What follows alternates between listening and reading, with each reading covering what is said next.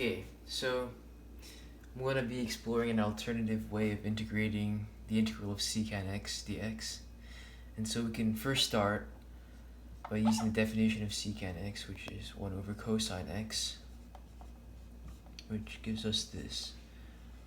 And then we can multiply the numerator and denominator by cosine x, which will give us this. And then we're going to use a trig identity that replaces cosine squared x with 1 minus sine x squared. And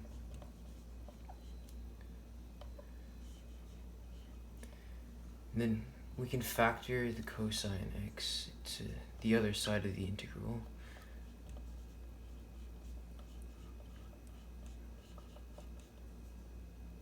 And then what I'm going to be doing here is called partial fraction decomposition, where I intend to split this integral into something like this.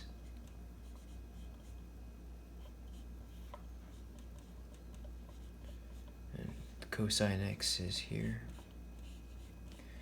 And by the looks of it, there should be a 1/2 here and a 1/2 here. Then now I can apply the linearity of the integral and also factoring the 1/2 out, which will give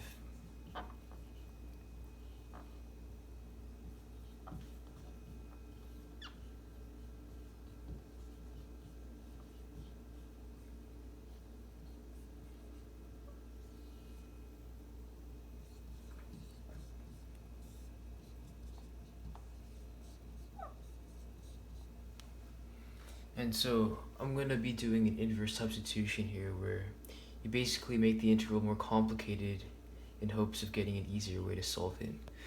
So I'm going to be replacing dx with d sine x.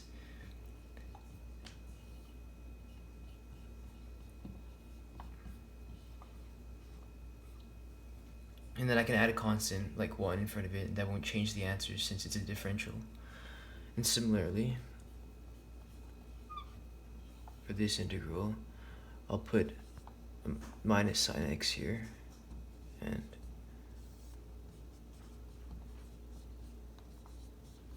and because of there's a negative sign, so that'll affect the answer. So I have to replace this plus sign with a negative sign. And then similarly, I can just put a plus 1 in front of it, and it won't affect the answer.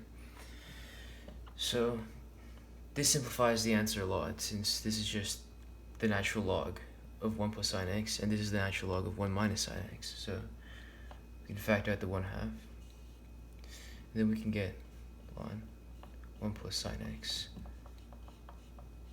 minus the natural log of 1 minus sine x, all in absolute values, and then plus c. Then we can use the property of the logarithm to get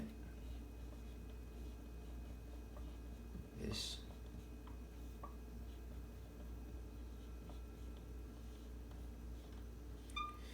And then we can multiply the numerator and denominator by 1 plus sine x, which yields this.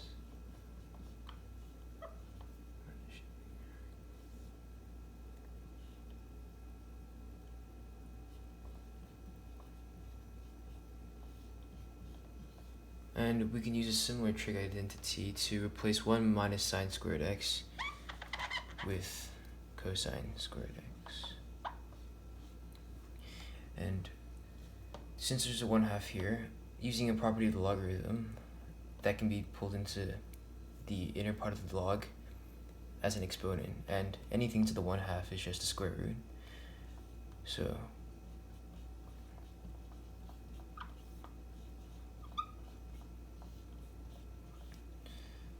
and using the definition of secant, we get secant x plus, we know that sine x over cosine x is tan x.